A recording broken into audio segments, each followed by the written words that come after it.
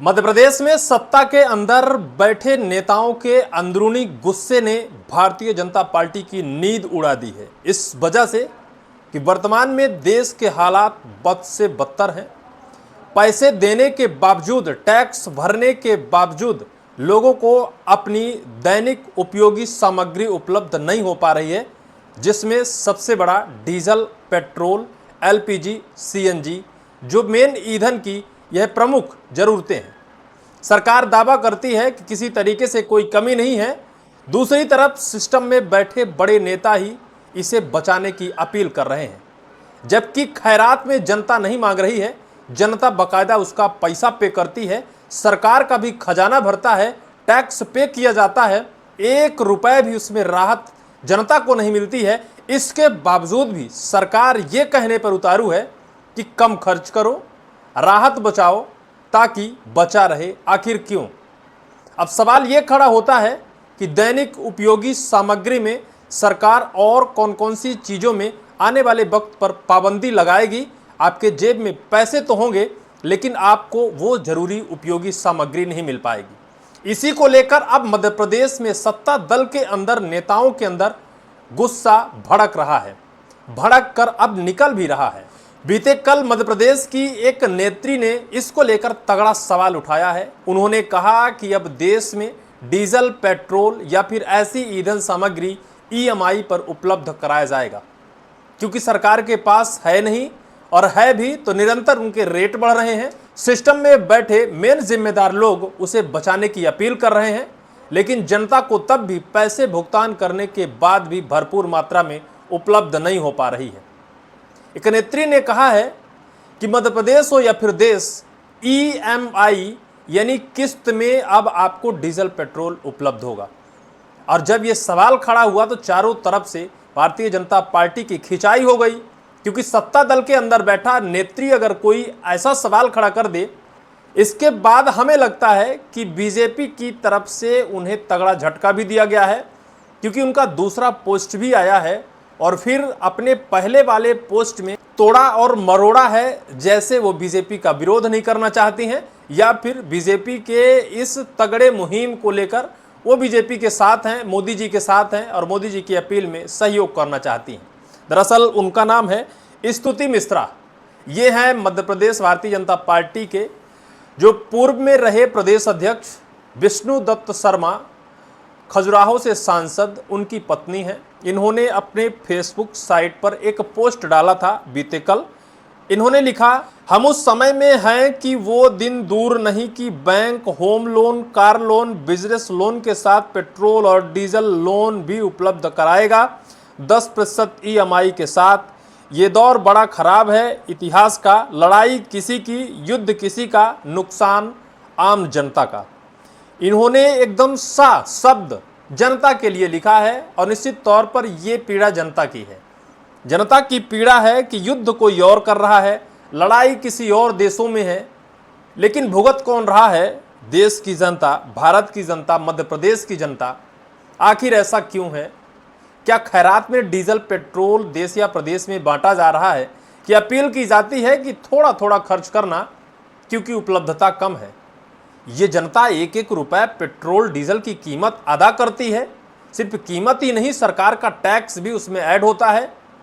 और कभी भी उधार ना तो पेट्रोल लेती है, ना तो खैरात में पेट्रोल डीजल मांगती है। इसके बाद भी देश हाथ खड़ा कर रहा है कि उपलब्धता कम है, धीरे धीरे खर्च करना। इसके बाद विष्णु दत्त शर्मा, जो बीजेपी के पूर्व अध्यक्ष और उनकी पत्नी हैं, उन्होंने कटाक्ष किया था।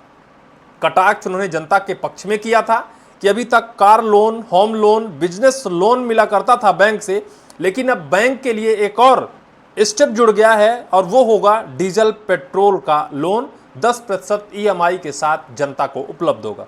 इस पोस्ट के बाद मध्य प्रदेश ही नहीं, पूरे देश में खलबली मच गई कि पीड़ा तो है, बीजेपी वालों को भी पीड़ा है। भले चाहे बीजेपी का जो मेन राजा है वो कहता है कि पीड़ा नहीं है, ये समस्या है, इन समस्याओं से सबको लड़ना है, लेकिन अंतर मन में सबको पीड़ा है। कोई बोल रहा है, कोई नहीं बोल रहा है, लेकिन जो बोल रहा है उनको भी अब सही बोलने को कहा जा रहा है। इस पोस्ट को डिलीट करने के बजाय इस पोस्ट के मकसद को तोड़ मरोड़ कर पेश करो ताकि जनता इसमें भ्रमित हो जाए। इसके बाद स्तुति मिश्रा जी का फिर एक सोशल साइट पर पोस्ट आता है।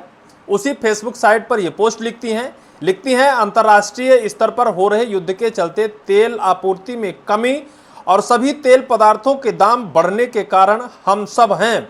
मेरी पोस्ट उन सभी लोगों के लिए थी जो इस राष्ट्रीय समस्या को दरकिनार करके माननीय प्रधानमंत्री जी के आह्वान पर नहीं चल रहे। हम सब देशवासियों को ये नैतिक जिम्मेदारी है कि हम सभी उन नियमों को पूर्ण रूप से पालन करें ताकि तेल की खपत को कम करें और इस समस्या से राष्ट्रीय सहयोग दें। निसंदेह यदि हम सब मिलकर उन नियमों को ध्यान से पालन करें तो कीमत में वृद्धि नहीं होगी और ना करने पर स्थितियां बिगड़ सकती हैं। मेरी पोस्ट सभी के लिए एक आगामी समस्या के विषय में चेतावनी थी, परंतु इसे काफी लोगों ने गलत नजरिए से पेश किया और जिन्होंने इसे समझा उन सबको साधुवाद। माननीय प्रधानमंत्री के द्वारा दिए गए निर्देश पर चलना हमारा कर्तव्य है। जो लोग नहीं निभा रहे हैं, इस पोस्ट को गलत समझ रहे हैं, हम सबको एक साथ होकर इस कठिन समय को निकालना है। किसी व्यक्ति या संस्था या सरकार को इससे कोई सरोकार नहीं। इसे हम सभी देश के नागरिकों की पूर्ण निस्वार्थ भूमिका का प्रश्न है। हम सभी को इसे निभाना है और निभाएंगे। मेरा सभी से आग्रह है कि हम इस समय को धीरज से निकालें। कृपया पोस्ट को पढ़ें, समझें और समझदार बने। ये दोबारा का पोस्ट है स्तुति मिश्रा जी का। इसमें उन्होंने साफ तौर पर कहा कि जो मैंने पोस्ट किया है उस पोस्ट को कुछ लोगों ने गलत समझ बैठे हैं। उनका नजरिया गलत है, उनका पोस्ट गलत नहीं है।